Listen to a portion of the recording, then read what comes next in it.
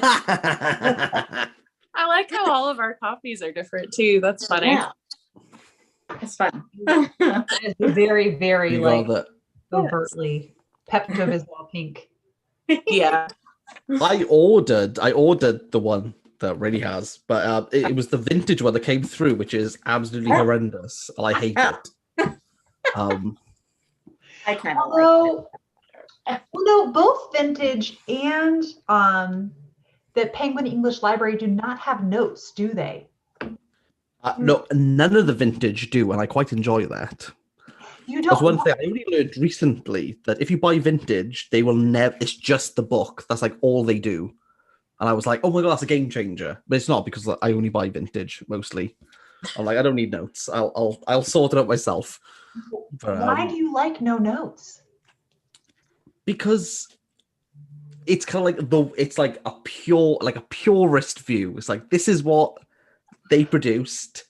There isn't someone's like views on it. And some of it, I don't know if it needs explaining. I think sometimes I've bought books and they're like, I remember I had one for, if this is live, this is going to be a very interesting segue, but I had to study Dracula for university. And basically there was this big hoo-ha, and I was like, ha, vampire literature, yeah, whatever. And then I turned up on the day and they were like, no, you need to come to like the class. And I was like, oh, like I'm actually in vampire literature semester. And they were like, yes. And I was like, no. So I bought Dracula. Then it was like a really old Norton edition. And I had like all the footnotes. And I clear as day, I don't remember much of Dracula, bar this like footnote being like, isn't it interesting that Dracula doesn't take off his shoes to climb the castle? And I was like, I don't need this information now. You've given me something that I've never thought about, but okay. And all I can imagine now is he climbs the wall. Or maybe it was he took his shoes off. I wish I still had the copy, but it was like, I never needed this like detail. I didn't need that. I didn't need to clarify it, but it was like, isn't that interesting? And I've had a few as well. I've got I think I've got Dante Inferno one. And it's like, isn't it interesting that Virgil says this? Lol. And I'm like, no, I don't need to know this. Like, at all. Dante wasn't thinking about it back then. Don't need it now. So, are endnotes at all different to you? Are they less distracting, or you just don't like those either? Kind of superfluous.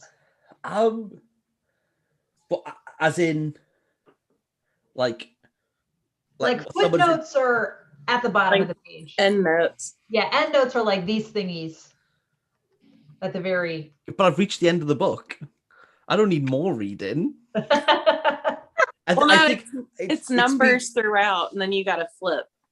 Yeah, I'm kind of with you. I do not enjoy endnotes, footnotes, anything. I don't care.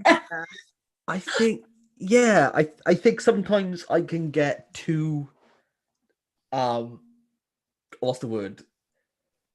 I can get too invested into like the footnotes or like anything else to think, like, should I be thinking about it this way?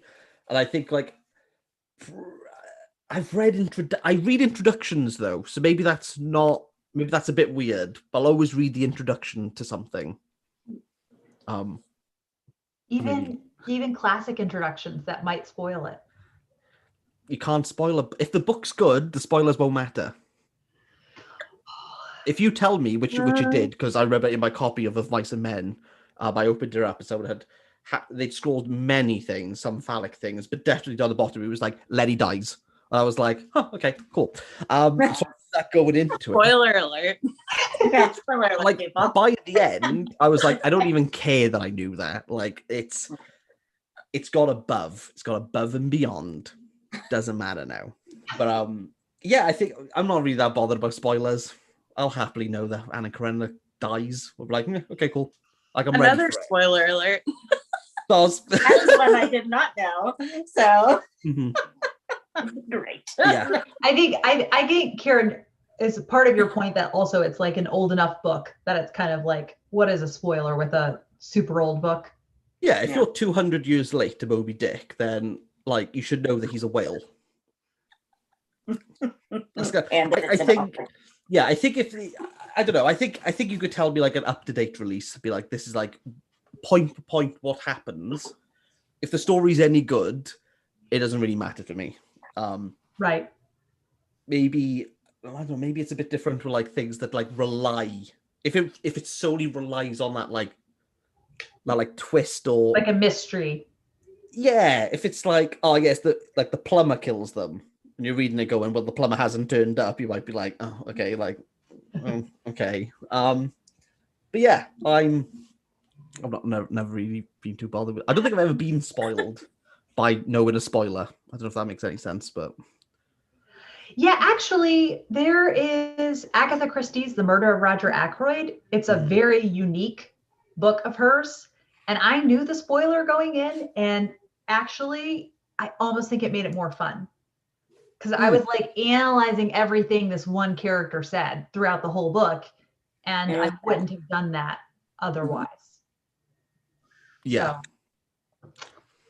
Yeah, I feel Also, like I've read. Oh, sorry. Oh no, I was just gonna say I've never reread any mysteries, but I have some now that I'm collecting, and I'm thinking like, and they're just like cozy mysteries or whatever. But I'm thinking like someday when I reach the end of the series, I would like to go back and reread these and be like, I remember who killed this guy. I'm gonna try to figure out why they knew that. Yeah, I think you just have to know like who, like maybe like who it is. I think if you're buying, I think if someone didn't want to be spoiled and they were going into a classic, just buy vintage. And it's like there's nothing in here that's going to tell you X, Y, and Z. I think if you buy like a Norton Critical Edition, I got one of Paradise Lost. It was like, well, if you read the introduction and you're like, yeah, Lucifer takes over, you could be like, oh, okay. Like, you shouldn't be too surprised by that point. But I think classics are I think they're off the table, to be honest. I think if someone wants to accidentally spoil it and you haven't read it, like, I don't remember anything that most people say to me. I'm pretty sure someone had told me the Frankenstein, like, he reads, the monster reads Paradise Lost or goes to France. I think I forgot about that. And then when I came up to it, I was like, oh yeah, no, I remember someone telling me this, but I wasn't like, oh, I'm going into this knowing that he reads a book. I don't know. I think, yeah. If you get spoiled, leave it a year. You'll probably forget. Everything will be fine and dandy. Crack on with it then. There's enough books. There's enough books in the world. I think you are actually swaying me a bit. I think I was pretty adamant, but. Seems like there's a statute of limitations with spoilers. Yeah. You can't be worried all the time about who you're going to spoil for something. Like, just deal with it. I would definitely say if you're like 5 years late to the party, like, you're just going to have to suck it up. Yeah. That's me. That's me. Like if you're too, like, especially like if a trilogy and people are like, oh, don't tell me what happens. Like, well, it's been 3 books. So, like, you're not too concerned now. So, like, park your concerns. You'll be fine. If you really wanted to know, be like the people that went out and got Harry Potter the night of and read the whole thing in 24 hours. Like, yes. Although my sister, this made me mad. She spoiled Harry Potter for me, the 7th one. And she only read the last 10 pages of the book. She is not a reader. And she's like, oh, just so you know, this happens. And she hadn't actually read it. Not cool. Yes. No. Oh, geez. Don't hate the player, hate the game. You should have read those 10 pages first. There we go. Or just get her back. Yeah.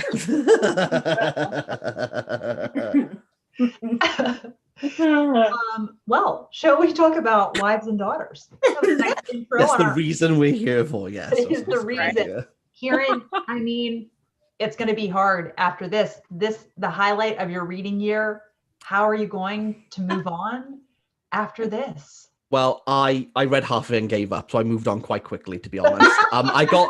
I got to the charity ball and I thought, this doesn't deserve my time, money, or attention. And I've put it down and I've not looked back since. Molly, don't know. Is she happy? Is she in love?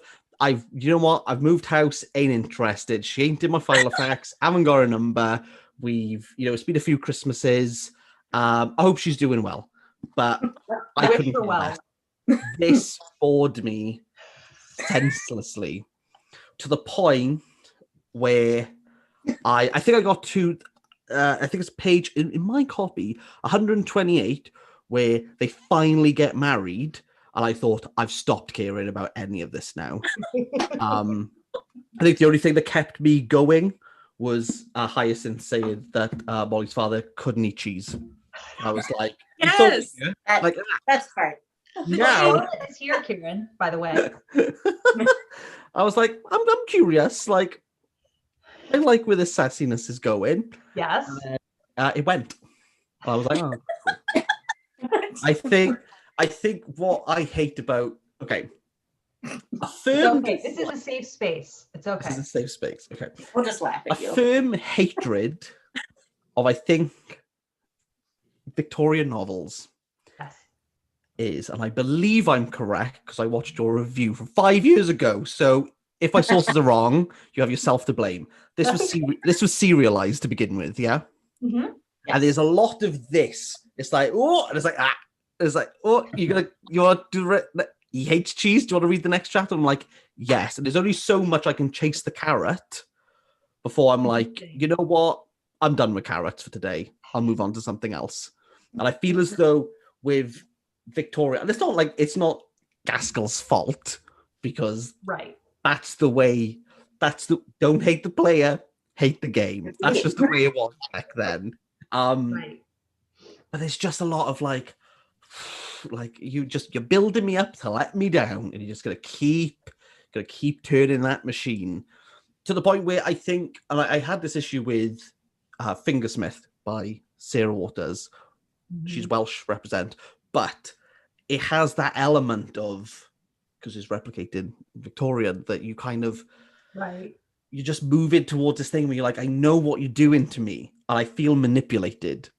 And I'm like, you've put this in place for me to carry on reading, to have for me to hit a high and reach a pitfall. And that's just something I think I'm slowly beginning to realize that might be the underpinning of I don't like this, because I equally don't enjoy cliffhangers. So I'm like, you did this on purpose. But obviously, Gaskell needed to sell this. Well, she didn't, because it was unfinished. And I equally left it unfinished at halfway. So maybe there's some... She at least gave it to the last 20 pages. Exactly, yeah. Maybe I should just read the last 10 pages. Maybe I should just do that and be like, there we go. It's interesting with it's kind of just the basic format of a certain genre of literature doesn't work for you. Mm-hmm. I hadn't thought about it that way. It is very episodic. Mm-hmm. Now, a funny bit that you did, I don't think you would have gotten to yet, was did you meet the Hamleys yet? Have you gotten that far? I don't think. So it's not the uncle, is it? No. You probably know if you met them. I think you would. Basically, Squire Hamley comes over to the house and he wants Molly to come visit because his wife is not feeling well at all. She's very sick and he's insistent that she will come. And so Hyacinth, who doesn't like cheese, the stepmother, keeps saying repeatedly that they had this thing that they were going to go to, and an engagement is an engagement. And he says, did I say an engagement was an elephant? That's a funny bit. We had to be there, I guess.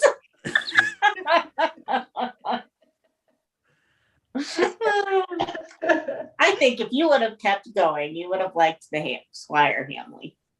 He was a very endearing character. Once they came in, I thought the humor just ramped up a lot. Yeah. It's frustrating because I actually think I really like Hyacinth in the fact that she's completely unlikable. Right. And I was all for it. And I don't know if this might be so niche, but there was a 1970s, 1980s, Keeping Up Appearances with Hyacinth Bouquet. And I have a feeling, is it based on? Oh. It though. I don't know if that's true. I don't know, but I was like, but there's certain characteristics that's interesting. But it makes sense for that. But interestingly, I could only have Hyacinth Bouquet in that's I was like my point of reference here. Right. But it's she's done really well. in regards to like most characters, she's definitely the one that sticks out more than any of the others to me. Yeah. Because I do think Molly she isn't this like she's not like a Lizzie Bennett in Pride and Prejudice, or she's just, she has a lot going on underneath the surface, and it takes you a while to see it more. Like she does lose her temper a couple times throughout the book. But it takes like hundreds of pages to get to that. And I think it's just, what is it? I mean, I think I find it soothing, like the rhythm of the story. So I totally get what you're saying about it. And for some reason, I find it soothing, like the rhythm of it. And maybe part of it is that I primarily read this as an audiobook, which scandal. I did too, actually. I started out reading it, and then I was like, I have so many other books to read, and this is a reread. I need to just listen to the audiobook. And I think because I picture people in this era, like one person reading aloud to like a parlor full of people or something. So I don't know, maybe it did work. Does the audio get confusing in regards to, there's a lot of chat in this? I try to keep up with everyone. I know I think this is very similar to Middlemarch in a way. I don't know if anyone would agree, but I didn't like both of them. But I threw Middlemarch into the woods. I did. I went out purposefully that. being like, stop, George Eliot. We've been here, we've done it. I finished it. I have no concept of like who was who by the end of it. I think that's one thing for me as well. I think Regency maybe moved into some Victorian. I think there's so many people. I struggle to kind of grasp who's who. There are a lot of characters. There's a lot of characters in this. And what I will say, my panic of coming onto this after leaving this aside, being like, I'm done, was you were going to mention someone like Squire Hamley, me being like, yep, I know who they are. That's just one thing that frazzles my head, and I don't know if it's just because it's so conversation led. It's a lot of kind of like being like a fly on the wall. It's just like you're just listening to conversation and what's going on. That if you're not invested in the conversation, right? Like with a really bad like telephone conference, sometimes the voices can blend, and you're like, I know it. Like the written word says Hyacinth said, and I'm like, no, I still don't believe that. And I think that's one element of like Jane Austen that I'm like, there's too many people in a room. We need to just like have one-on-ones, like, and then regroup and go like, okay, you two need to go off and have your chat. We'll solve this in like under 50 pages. And everyone's like, great, that'll be grand. But I definitely think like the scope of these people who come in and out, and I didn't feel as though there was much stuff in the middle to kind of be like, what do I mean by that? Maybe that's a bit of a to carry it along. Yeah, that it was something like they go out to the garden. Wow, isn't that a nice rose? Yeah, it is. It was just conversation. There's only so much where I just go, okay, I'm done with conversation now. Right. That's definitely been a killer, even in regards to like modern books, where the amount of conversation just makes me go, no. Like one of my favorite authors, David Foster Wallace. Love his writing. I cannot get through The Pale King or Broom of the Sister because it's just conversation central. And I'm like, you've got me here. Like, I'm up against the wall. I don't know who's who anymore. And I think as well with this book, there's a lot of kind of like politics going on of like, well, who's siding with who, and you're speaking to someone else differently to when they're outside of the room versus inside. And I think to kind of keep on top of that when you're not interested in it is difficult. Yes. No, it feels great. Oh, this is interesting. So Victoria Ellis says it 100% reminded her of Middlemarch, but she preferred Wives and Daughters. I prefer Wives and Daughters. And And then Charlotte says she definitely thinks George Eliot was influenced by Gaskell, and Gaskell was influenced by Austen. North and South had obvious Pride and Prejudice influence. Oh, Charlotte, I am interested. She says she thinks Wives and Daughters has a lot of Mansfield Park in it. Yes, I would say that. Yeah. And I guess, Kieran, I'm curious if you have like the three biggest reasons, I'd say, like pulls that people have in a book, like characterization, writing, and plot. Characterization is top for me. That's like the most important one. And is it the most important for you, or is writing or plot, or maybe just a different style of characterization? I've had a lot of conversations about this. Mm-hmm. Because people try to guess like what I would like and what I wouldn't like in a book. And it turns out I'm really inconsistent. But I didn't think I was a plot person. And apparently most people would say I am. Mm-hmm. So I think I would say I wasn't, but I think that most people, they would say I need something to kind of like pull me to some degree. I suppose because there's a lot of like, how would I say it? What's like the best way? I feel as though like with Wives and Daughters, there was a lot of meandering and like not getting to the point. Mm-hmm. And that frustrates me. Mm-hmm. I was having a bit of a rant, to be honest. Go with for my it. wife, just like take on my bookish needs, and she's like, I don't care, and I'm like, but I do. So I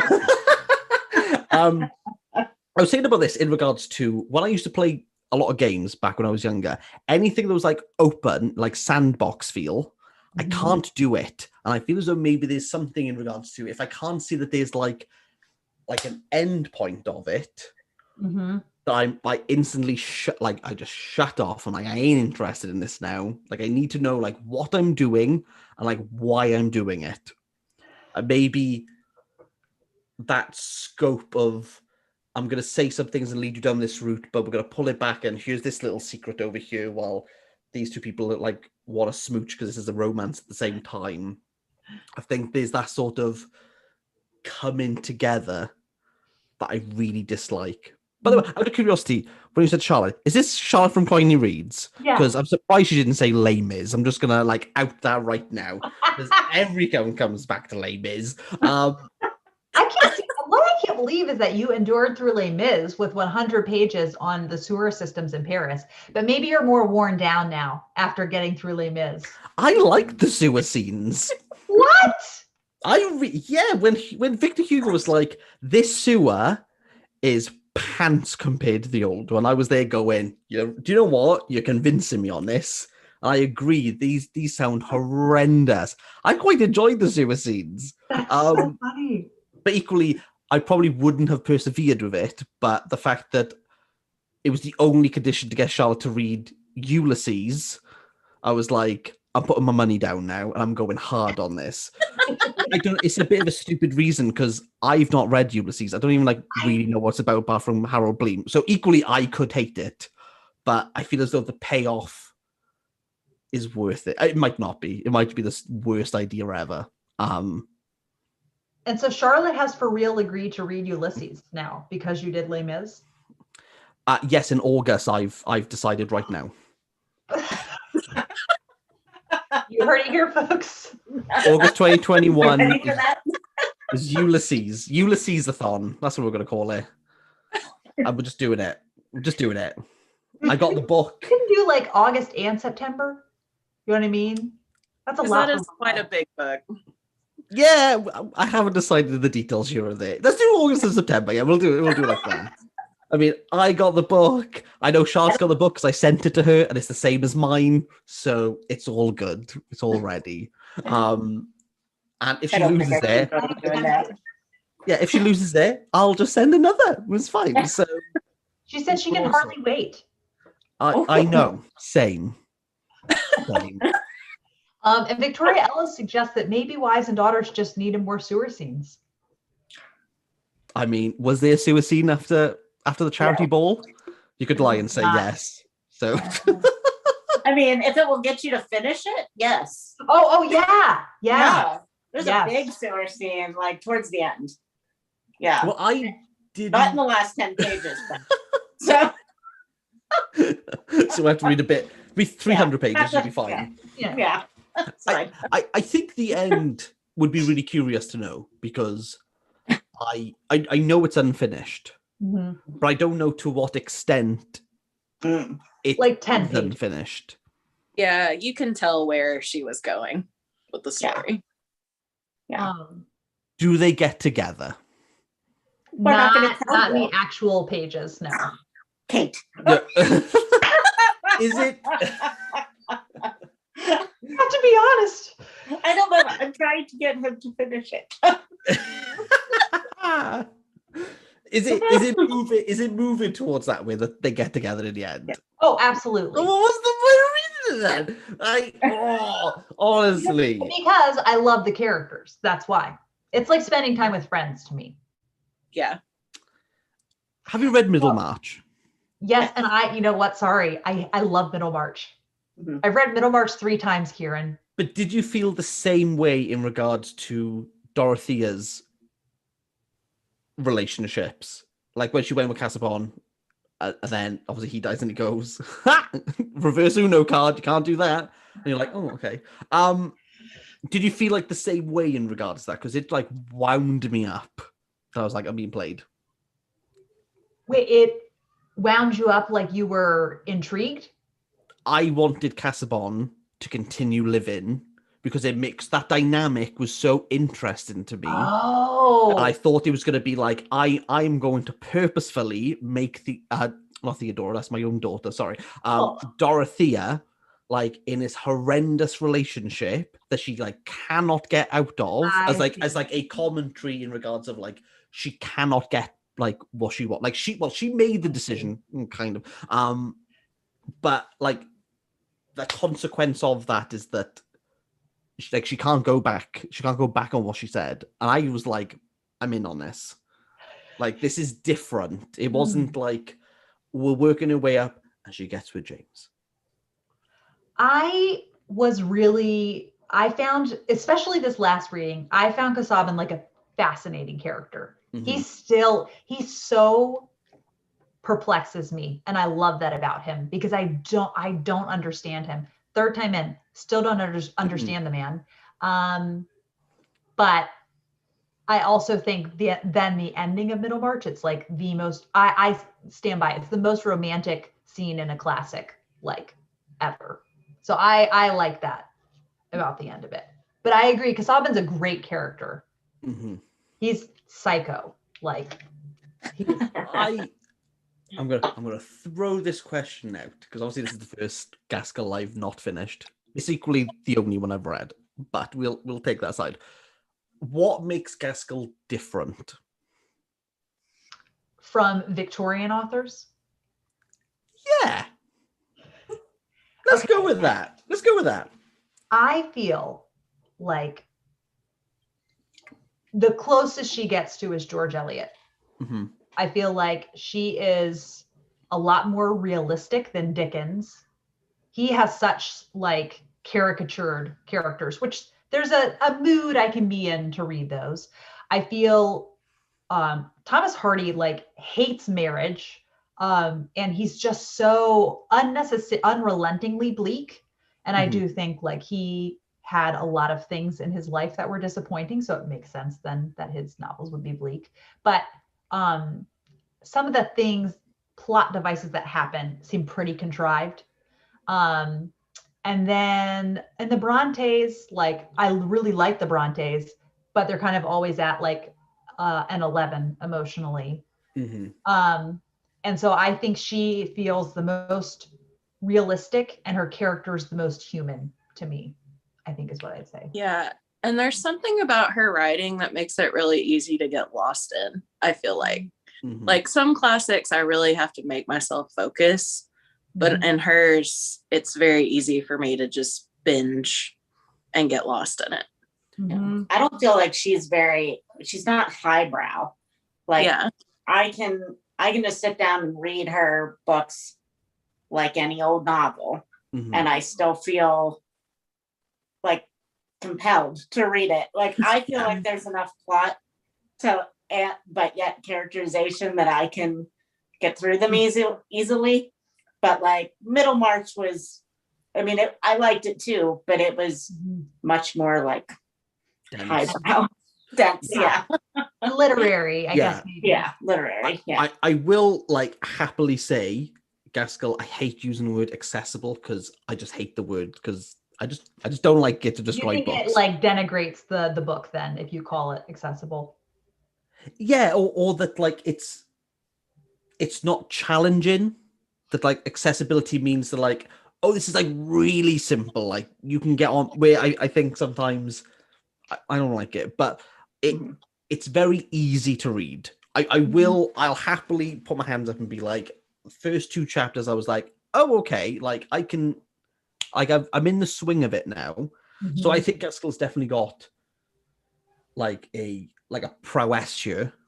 Like I remember Middlemarch being like, okay, like I am reading something that's old. I think it puts you in that space. It's a lot. Yeah. But I think Gaskell doesn't feel. I think if you had told me this was written in the 30s, I don't think I'd bat an eyelid. Interesting. I'd be like, well, okay, like I can go with that. Or I don't know, maybe if you told me it was like Victorian, like imagination, like a really modern day, I think you could convince me that quite simply. Like somebody nowadays writing in a Victorian style. Yeah.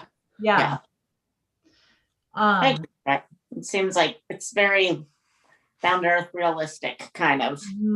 Yeah. Because I think Bronte's. I don't want to be mentioned there. Sorry, I just interrupted. Sorry. Oh, that's go. I've read I remember Emily Bronte. Wish I never read it. Hated it. That was hard work to get through. Wuthering Heights. I'll put my hands up and be like, I struggled through that. I would do many things than read that again. In regards to Anne, I was a bit like, you're a bit boring.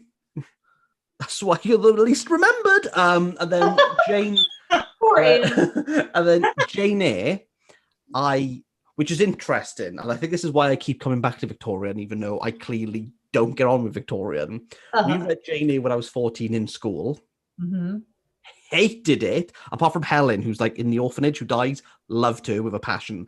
And she's only in like 40 pages. I know. Bummer. Oh, she's like so vivid to me, Helen. I was like, oh, is Helen? Loved her. I remember getting like really upset that she like got killed off. I was like, but Helen's like clearly the best character here.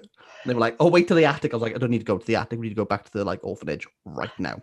But I kind of have like fond. I don't know if it's just because I've read it so long ago, but I quite liked Jane Eyre. But equally remember that like in a class being like, this is ridiculously hard. Yeah. Equally, the other moment I remember is where, and it's a quote, so I'm not being like rude, but Jane is like on the moors waiting for Rochester, and it is the quote saying she put her hands in the hairy muff, and me absolutely cackling at the back of the class going, ah! And my teacher have to like Google in like what a like that's the muff that's like keeps the hands warm, and I was like, yeah, okay, Mrs. McManus. Yeah, see, this is British slang. I'm gonna go look it up on Urban Dictionary later on. Oh.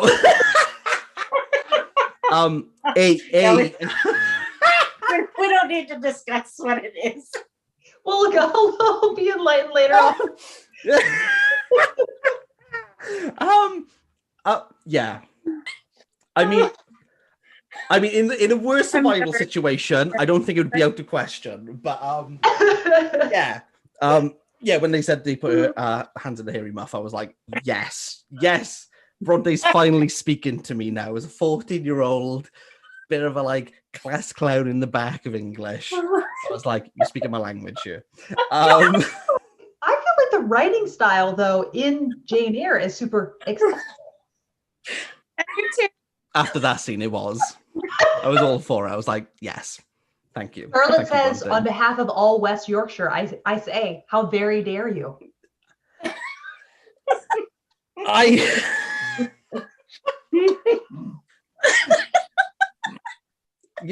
think this is the beauty of in response to that. I think this is the beauty of English, is that we take different things from books. Yes. And we all have different memories and associations. Mine is Mrs. McManus shouting muff at me across the class, showing me various types of Victorian muff on the whiteboard, with me giggling till I pretty much peed myself, and then inevitably being thrown out of the classroom. And then having to explain to Mrs. Evans from IT, who went, "Why are you outside this time?" And me turn around and be like, "Mrs. McManus had told me off for muff." And Miss Evans just went, "Okay," and went How back, many which is times probably in one just like, episode do they love? okay. Yeah. I think Stephanie and I are done. Yeah, I remember that fondly. It's one of my favorite moments I'm in the never school, to be reading Jane honest. Same again after that. That's I don't know if you ruined it or made it funnier. No. You won't know till you try to read it again. It's, yeah, waiting for Rochester. She was just cold with her hands as she went, "That's what I'm going to do right now." And then I went, cool. Good. Stephanie, Yes. what did you think of Wives and Daughters? And this is your second time reading it, right? I'm reading it. I really liked it. I was a little nervous because I know you really, really love it. And I didn't want to give myself too high of an expectation, but I blew through it in like a week. I really, really liked it. I still don't know how I like it compared to North and South because they're right on the same. They're like apples and oranges, though. Yeah. I know you don't know about. Well, Karen, I don't want to. It is only like 450 pages, North and South, and it's very plot heavy. Interestingly, I think you might like North and South more. Ooh, we're gonna have a fight. No, based on what like Steph just said, in regards to, like, how quick people. So obviously on my Discord, I kind of set it up. And I was quite shocked by how quick people were getting through this, because to go through the history of the Kate Howe Katie books lore, I just bought the book as like this will be a laugh. Didn't realize how big it was until it arrived, and I was like, I've done zero research on this. I've just bought the damn book. So when I saw this arrive through, I'm not gonna lie, panicked, that I said like, "Oh yeah, I can read it in like 21 days." Well, interestingly, I didn't. So, take what you can from there. But yeah, I was surprised how like quick people were getting through it. And the people were, and equally as well, how people were bringing up like the exact same points of like, oh, where normally in my Discord book club, I feel some people bring up very different things from books, but I was quite surprised how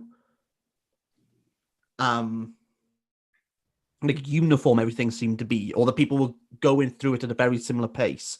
But Celeste from What Chapter Are You On? She messaged me. She read through this as a bit of like, oh, I'll hate read this with you, like for a laugh. Loved it. Has already read North and South after like 5 days. This is so and she said, she was like, I think you should read that one over this. That's interesting. But I don't know like what Wives and Daughters. I mean, I didn't finish it, but I don't know what North and South is about, but I thought that was interesting, is that there was not that like, oh, it's kind of similar, like don't worry about it, because I feel like with Dickens, once you've read one, they kind of all that's follow suit. I find that Oscar Wilde pretty much found the same as well. I'm like, I've read one, I've read them all. I mean, he's my favorite thing ever. So. Karen should do like a series of Victober videos, and each video should be like the reasons why he hates a certain Victorian novel. That would be amazing. That would be amazing. I am pretty committed now to on Victober do my Victober special where I talk about anything but Victorian. Like my favorite moment was getting my mate who loves Jane Austen just talk about the Regency period, of which I've read none. And just being like, we're going to talk about this on the Victober special. And I'd love to do it again. Just be like, we're going to talk about Dutch art movement of the 50s. People are like, why? Like, Victober special. And from Ange's Book Chatter is here. Oh, Ange, how are we doing, Ange? Hello. Love Ange. So, Stephanie, did you have a favorite character or a favorite moment that comes to mind? I mean, honestly, my favorite moment, just because it cracked me up, was when Hyacinth was talking about how she hated cheese. Mm. And I'm not even kidding. Like a day later, somebody called I Like Cheese, subscribe to my channel. So Yes. that was very nice. I've seen that person. Very poetic. Yeah. But I just liked how ridiculous she was. Yes. Cynthia got on my nerves. I think that's her name. Cynthia. And then I liked Molly, but I wanted her to have a little bit more of a backbone. But I still really liked her. Okay, that jogged my brain. How Charlotte was saying it kind of reminded her of Mansfield Park. And I feel like Molly can be a bit like Fanny. Yeah. Yeah, she definitely is. Yeah. All right, Kieran. He's like, I'm regretting this already. All right, Francis. Is that better? Yeah, that's way better, actually. That's way. It's not a thing in the States. It's just not even a thing. No, it definitely is in the Welsh Valleys. Don't you worry about that. Nell from Two Funded Books. Hi, she's here watching. Welcome, Janelle, to this colorful. We have descended into madness. Join us. If this isn't called the Muff and Fanny special, I'm going to unsubscribe right now. So this That is is not the educational best. channel. That is not my brand. Yeah. No. Oh, Okay. Fanny, that's great. That's great. Maybe I'll pick up Mansfield Park because that might carry me right through. That might carry me right through. But Stephanie, I do think Hyacinth, the first time I read it, she almost ruined the book for me. Kind of how like Umbridge in the 6th Harry Potter, she like almost just like, I can't even enjoy this. But I just find her funny at this point. I'm just going to think of her as funny. Yeah. And I didn't make the connection, but yeah, she does remind me of Hyacinth Bouquet now that you say it. And maybe that's why I enjoyed her, because I absolutely love that show. So she didn't really get annoying to me. She was just overly dramatic and hilarious. And you know what? So seems like I do think that is a really parallel comparison. In one scene, Hyacinth wants them to have dessert on the table every night after dinner, and she doesn't even eat it, but she just wants the servants to know, like, this is what their breed of people does. Like, they have dessert on the table every night. Yes. So then Rayne, was this your second time reading it? Yes, my second time. And I loved it just as much as the first time. I listened to, I started off like actually reading it because the first time I listened to the audiobook and I was like, no, this time I'm going to actually read it with my eyeballs. I got about a third of the way through and I was like, I'm not going to finish this if I don't listen to it. Because like I had like 10 books on my TBR and all this stuff. I was like, okay, you're just going to break down and listen to the audiobook again. But I just, and it's funny to me with Victorian novels, there's so much in them and like so many characters and all that stuff that I almost feel like you have to reread them because you're not going to pick up on everything the first time. Yeah. And I definitely picked up on characters and, motivations of the characters that I didn't remember from the first time. And I definitely got a Cinderella vibe from this reading. And yeah, I was kind of the same way. Molly I like Molly. She's a good character, but again, she does remind me of that character from Mansfield Park, who will not be named. Yes. There we go. and it was just interesting to me to kind of make parallels to other books this time, because I already knew the general plot, so I didn't have to like listen so intently. And it's like, man, this character really reminds me of this character. And it still strikes me the second time how I am like so fooled by Hyacinth or Claire at the very beginning, because I'm like, oh, she seems like a nice lady. And then like after she's married, it's like, dang, she's the evil stepmother. Yes. Yeah. And just so passive aggressive in that whatever it is that Molly is upset about, she turns it around back to her. Like, oh, whatever I try to do to make you happy, you just can't be happy. I try to treat you like my own daughter. Like, don't do that. Don't treat your own daughter very well. Maybe better than your own. To Mr. Gibson, like, thank you for being so kind to my poor fatherless daughter. Just like so over the top. A line that I haven't noticed until this reading, this line that is so funny, when there's all the gossip going around town about Molly. They think she's engaged to Mr. Preston because she's bringing the notes to him and things, and people are gossiping, and so Lord Cumnor is relaying this information to his family, and his daughter's getting really upset because she loves Molly, and he goes, I'll try to think of something more cheerful to talk about. Oh yes, old Marjorie at the lodge is dead. That's like cheerful information. But speaking of Cynthia, Victoria Ellis says, Cynthia totally had me and I trusted her for such a long time, but she was such a snake in the end. I go really back and forth on Cynthia. Like, I think ultimately I'm sympathetic for her because her mom was so crappy. Like, just when she was away at boarding school, didn't check in on her, was so incredibly self-involved. And I guess I ultimately feel sorry for Cynthia. I do. It's really, really frustrating how she gets engaged to Roger when she's secretly engaged to Mr. Preston. See, a lot happens, Kieran. So much. See? But at the same time, charity ball. It's the charity ball. That's where it all kicks off. And then you just threw it away. Crap. So it's like she's extremely unfair to Molly. When Molly like gets thrown under the bus so much and does not out Cynthia, like when her father's like, are you meeting with Mr. Preston? And she will not out Cynthia. Cynthia is so unfair to her. Like, she's just mad that things are not going her way, and she doesn't see how there for her Molly has been. And maybe it's just because I didn't like getting in trouble growing up. So I was like, just tell your dad. That's how I feel. You can trust him. It's fine. Yes.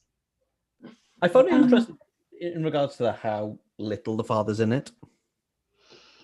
He's off working. He's a doctor.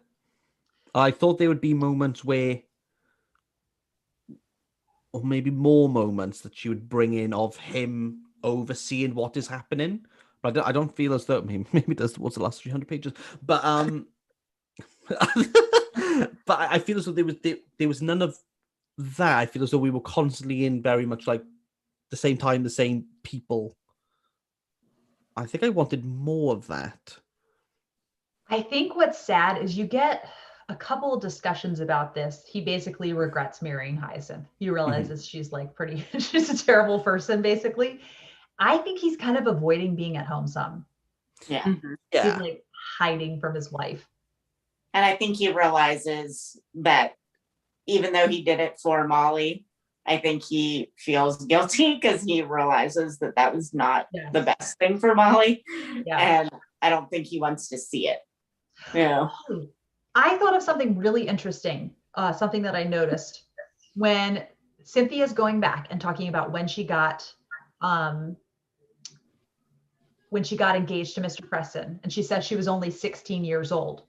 And you think about it, how she is like, her mother is not really in tune with what's going on with her, off thinking about herself, being a sad widow, which, you know, she's sad, but she's also got a fatherless daughter. And then think about Molly, who's under the protection of her father when the whole Mr. Cox thing at the beginning happens with, when the whole thing happens, she's 16. And that happens when she's 16. And her father swoops her off to go, stay at the Hamley household, and how different their lives are then. And so maybe the same thing could have happened to Molly. Like maybe if Roger had been not a great guy, he would have been like, oh, I'll loan you this. And she'd be like, okay. And I think she would have said yes to him if he had proposed to her when she was 16. So I kind of think, I guess kind of a lot of Cynthia's vices, I just shove off on her mother. Yeah. I think we did really well to keep ourselves composed during that one word. I'd like to acknowledge. We did. Good for us. Good. Not Steph. I saw it. It was like your jaw must be really hurting. I saw the instant ago when you said, you were like, oh no, I get it right.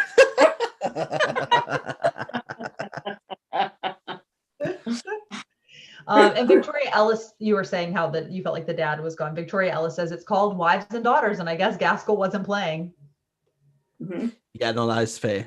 To be fair, it's what it says on the tin. It's for wives and daughters. We stay with the wives and the daughters. So yeah, okay, fair. I'll put my hand up for this.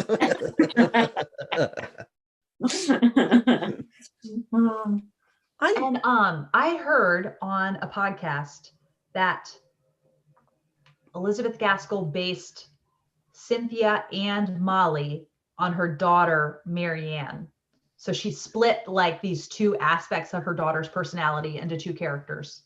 Oh. And this brings it around to Les Mis, because Victor Hugo split Jean Valjean and Javert. It was one man, and he split it into two characters. Oh. Huh. Yeah. Because I remember seeing an interview with Russell Crowe. Remember when that happened? Which he was not very good in that movie. No. Kind of had bless his heart. Bless his heart. He was struggling with the character of Javert, and then he heard that Hugo split this one man who was a reformed convict and became involved in law enforcement. So I thought that was interesting.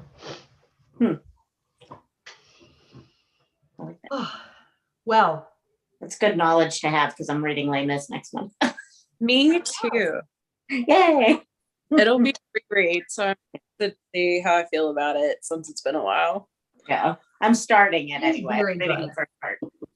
So, although, okay, I gotta say, and I'll be curious what Charlotte thinks. And Kieran, you did watch the musical of it, right? I watched the Russell Crowe film. Okay. Marius is way better in the movie. Like, he's a lot more superficial in the book, I think. But maybe that's a spoiler for Rayne.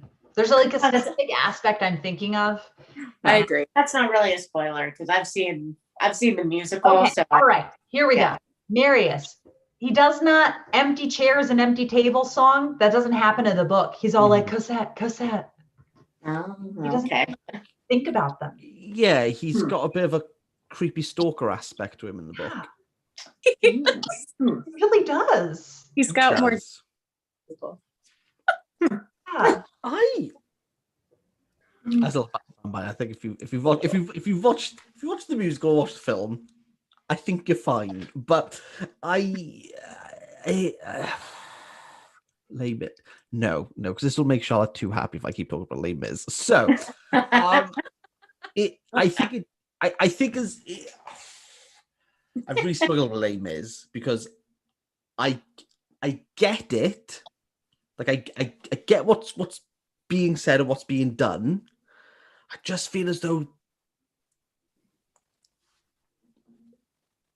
I feel as though its reputation precedes itself at times of like it's this immense great. I'm like, well, yeah, in regards to it's long and it's big, but I think everything that you're gonna take, you can tell I didn't like it. But I think like everything you were gonna take has been distilled into the the musical and the film, Right. and therefore everything in between, you don't really have to. Yeah, it is know. quite. Yeah. It's big, humongous. Yeah, it's a little bit big. But I think once you kind of get into the rhythm of it, it's not too. I've read shorter books that have taken me longer. Okay. I don't again, similar to accessibility, I don't really like saying the speed of a book makes it good, but I've read worse. That's glowing. What a glowing endorsement. Yeah. I've read worse. I've read worse. It's true. If someone said read one Ali Smith novel or should I read Les Mis, I'll pay for Les Mis like out of my own pocket. I'll be like, don't you worry about it. Sit at home, it'll arrive at your door. But yeah, I have no desire to read out Ali Smith, so you don't bother. yeah. I mean, I'm clearly her biggest fan, but don't bother. I think I would read more Gaskell. I think I would give North and South a shot. I'd give it a shot. Okay. I think you would like that better. Yeah, I read it in February. I'm already ready to read it again. Oh. I like the prose. Mhm. I like how it doesn't feel like a classic, which I guess not really a point to make, but in regards of like getting in like the headspace, I think like take it over, like say reading Thick Sabikira. I don't know. I've never read Thomas Hardy, but I'm gonna say Thomas Hardy. I feel as though I have to get into like a certain headspace to like test the Herbervilles over Gaskell. So I'd be interested. I think maybe with it being say 400 pages roughly. Roughly. Yeah. Feels like there'd be maybe something pushing it along to More some condensed. Yeah. There's a lot more. I'd read Gaskell. I think similar with Hugo. I think I mean Les Mis is a bit like I don't think people read it. There's a bit of sadomasochism with Les Mis, but I definitely would read his other works because I think before Les Mis, I don't know if I ever mentioned it, I read Last Day of a Condemned Man and Charles Gueux, I think it's pronounced. I don't know. There's a lot of French letters in that don't really make sense to me. But they were great. Like Last Day of a Condemned Man is like Les Mis on crack because it's like 10 pages long. All of this. There you go. And it's like he's gonna die, and everyone's like sad, and he's like, but it's good, and you're like happy. So that's kind of like Les Mis. And wants to know if you're talking about a story of the eye. Story of the Eye. So obviously, sorry, I told a story of the eye. No.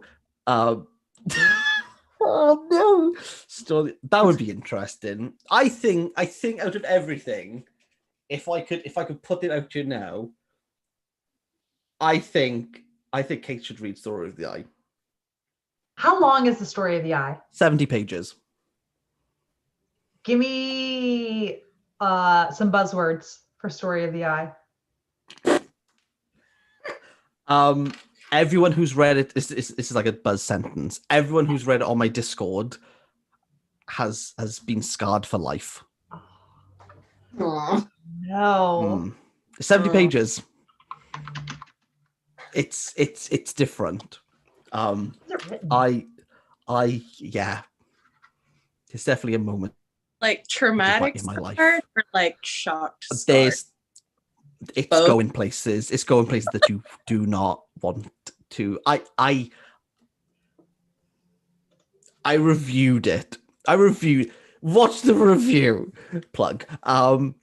And there's moments where I remember like recording it, being like, I'm really not comfortable even like stating like what's going on camera, because I was like, we are down a hole, and you're just clawing like, please get me out of here. Like I've gone way too far. My best mate, he message would be like, I fancy reading a book. And I was like, Story of the Eye.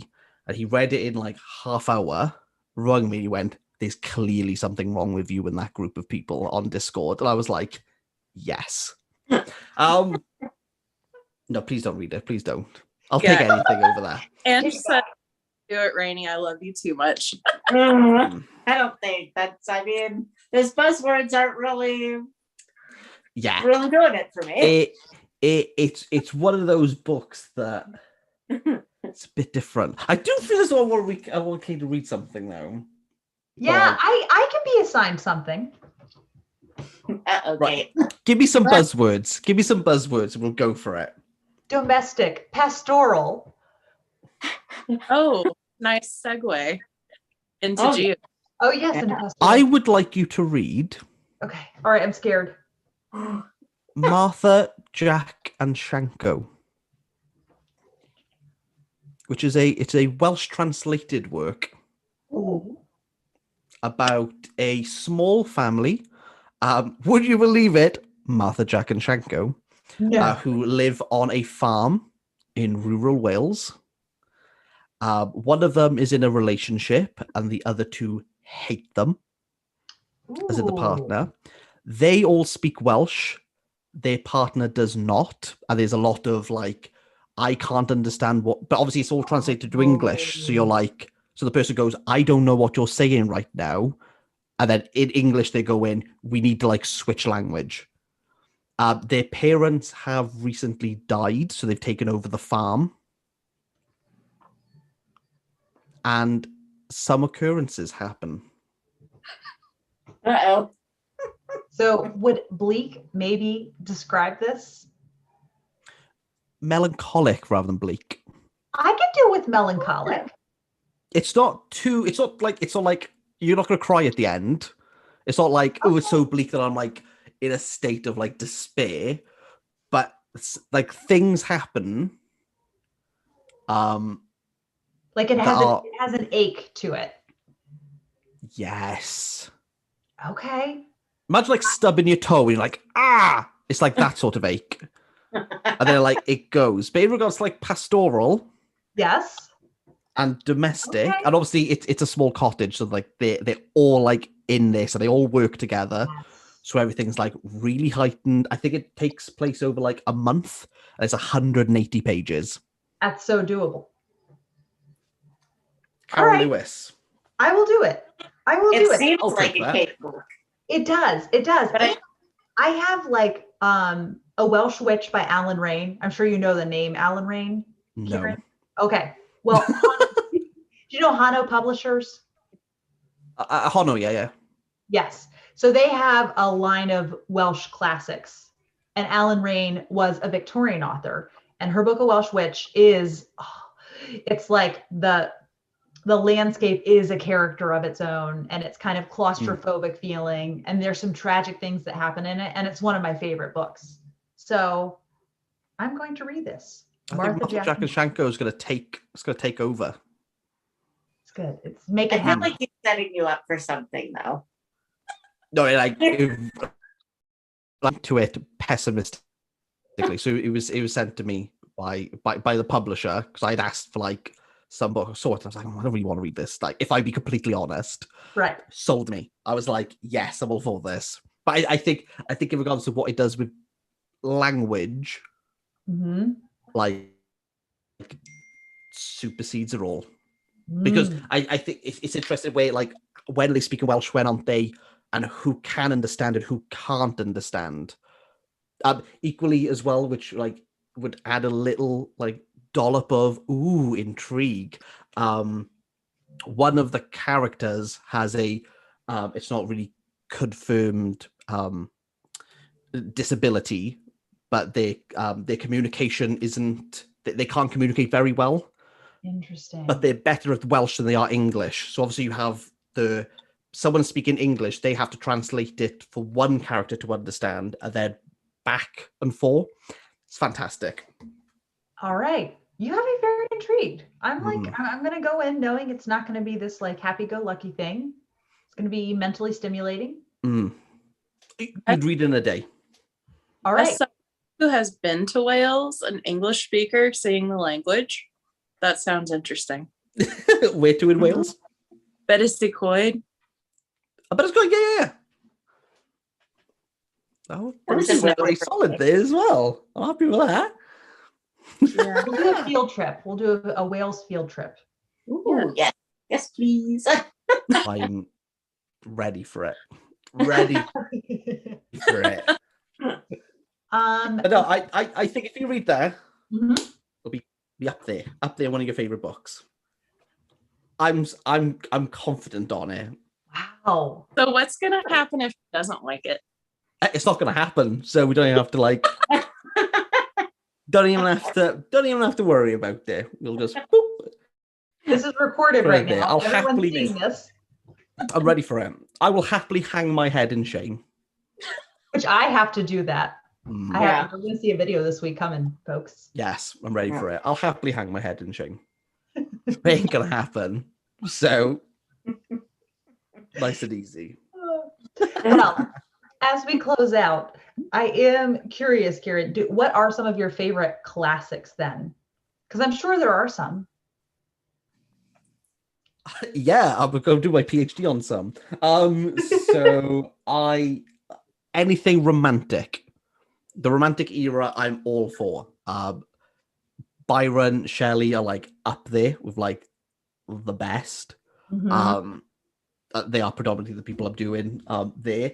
In regards to classics, just so I can skew my answer, how far back are we dating, or like how current? It can't be more recent than 1950. Oh gosh. Darn it. So I can't plug that one.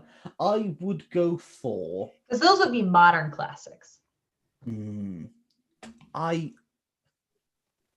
still don't understand it. I remember when I read it, finishing it being like, I don't know what happened there. Like from the beginning page to the end, but I have like a real affinity towards Juno Barnes's Nightwood, which is 1932, I think. I don't even know if I've heard of this. Yeah. She's Virginia Woolf done well. I wonder if Charlotte's still watching. I think what Virginia Woolf was trying to do in regards like stream of consciousness, Juno Barnes just kind of like raises it up a level, but there's multiple characters in like multiple sentences, so it's all a little bit. Again, it feels really weird to say because I came out of it going, I'm not understanding anything that's going in, but there's been something captivating about it that has made me go, I recommend it to a lot of people. I go, I can't tell you what happens, couldn't tell you. It's about people and how they change in the nightlife to the day. So you have these like professional people who kind of like get a little bit boozy in Paris. And then everything goes a little bit awry. I think I do like Orlando by Virginia Woolf. That's a pretty solid one. But Juno Barnes overtakes. And then I'm really loving the Russians at the moment. I like Dostoevsky. Stephanie loves the Russians. I love the Loves Russians. Dostoevsky. I finally read Chekhov's plays, The Big Three, and I thought they were absolutely stellar. Yes. Have you read Three Sisters, Kate? I have not read any Chekhov. Have you not? It's like Elizabeth Gaskell done well. No, we're all being courteous until that moment. Don't listen to him, Nate. Was he also the Cherry Orchard? Was that Chekhov? Yeah. Okay. I've seen a play of the Cherry Orchard and I really liked it. I want to read more. Yeah, loving Chekhov. I read those in like a week and I was like, this was amazing. Wow.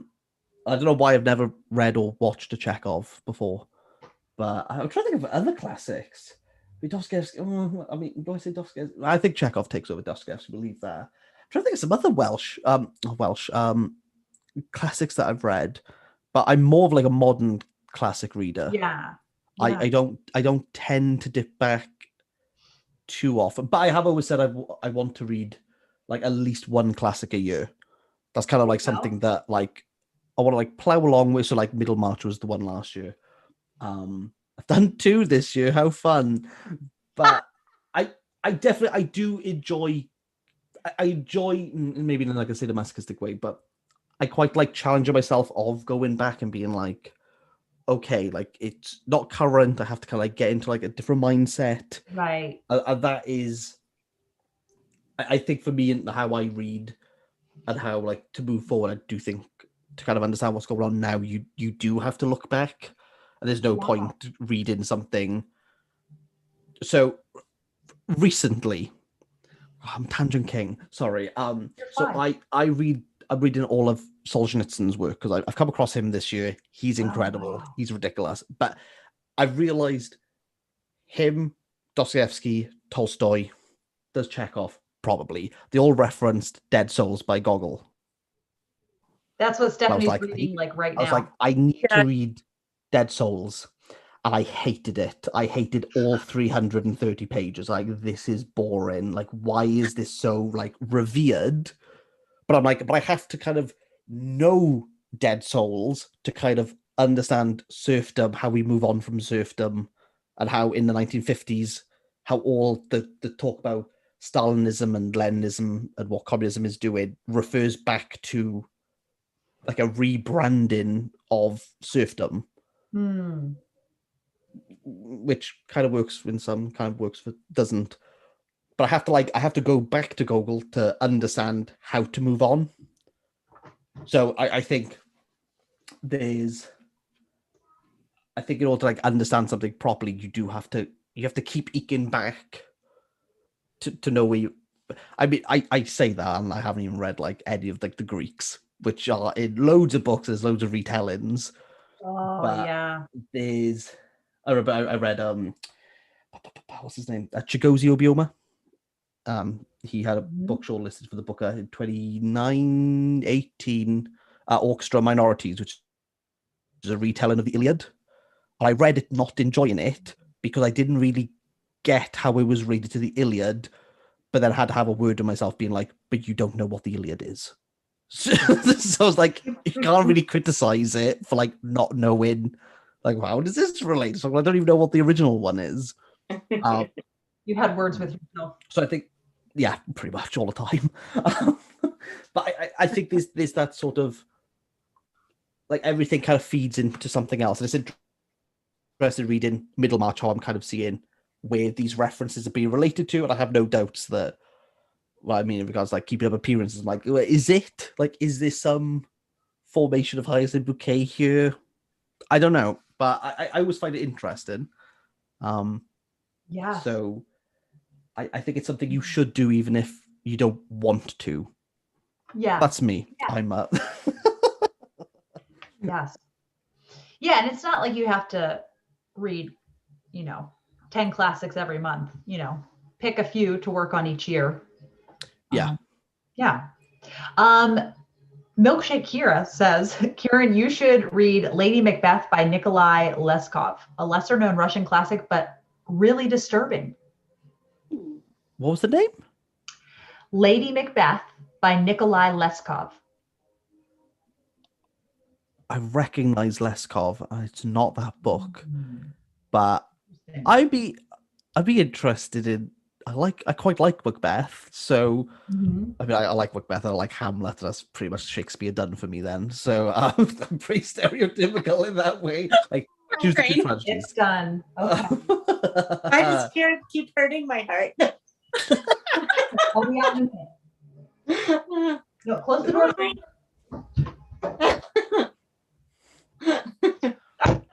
I'm really inconsistent at times of like what I think I like and what I don't. But I think that's what I quite like about it. Like reading is that books surprise you. Yeah, sometimes I read something and I'm like, you know what? Yeah, I'll go with this. And like I never would have picked it up like knowingly. Like I've never heard of Gaskell before. And then I kind of did a bit when it arrived. And it was like, there's loads about her. I was like, oh right, okay, like I have no idea. Well, yeah, you can read North and South for Victober. Yeah. You're like, yeah. What? That Like, sounds yeah. really good. A few months to recover. Give me a year to recover. I'd give North and South a go. I'd read North and South a go. Yeah, which is good. I haven't written Gaskell off. Yes, yeah. You gave it a good college try with Wives and Daughters. I did half the chapters, got to like 31 or 32. I'll take that. Yeah. I'll take that. But yeah, I'd definitely be interested in like just read something like completely different. Mm-hmm. Mm-hmm. And her books, that is another thing that I like about her is her books don't feel samey. They do all feel like then her book Sylvia's Lovers is like a gothic tragedy. And I could be down for that. Yeah. I'm gonna read that in October, so we can make it a thing. Is it like a Frankenstein like gothic tragedy sort of? No, more like gothic well, setting, right? but there's no supernatural in it. But it is like the settings are very like everything is heightened, kind of thing. I can go with that. Lots of atmosphere and set in Whitby. So Dracula. Oh. Yes. I mean, I'm not gonna lie. There's a Scampi brand I buy, which is called Whitby Scampi, and I was like, interesting. Probably not related. Like in any way, shape. Maybe it is. Who knows? Who knows? That's for everyone else to decide. Well, this has been so much fun, and thank you everyone for joining us in the chat. This has been maybe the most like my cheeks are hurting from laughing so much. You made this highly entertaining, Kieran. I feel as though we should do this every year. I think you should just be like, read this, and I'll be like, okay. All right. I'm down for that. May of 2022. It's a plan. Put it in the diary. Probably the most scandalous things that have been on Kate's channel ever are various word choices. I feel as though I got to throw the book now just for like completeness. Oh, can you? There we go. Because that's probably what I would do if I was to review this. I'd just throw it somewhere. Oh. So I feel as though that's a nice way of closing it. Yes. Yeah, nice way. It's consistent with my brand, which is There just we go. throwing things It's across on the brand. room. So Perfect. at least I look forward to the head in shame. I'm looking forward to that. It will happen this week. Yep, you're gonna see it. All right. Ready Thank you for for it. watching, everyone.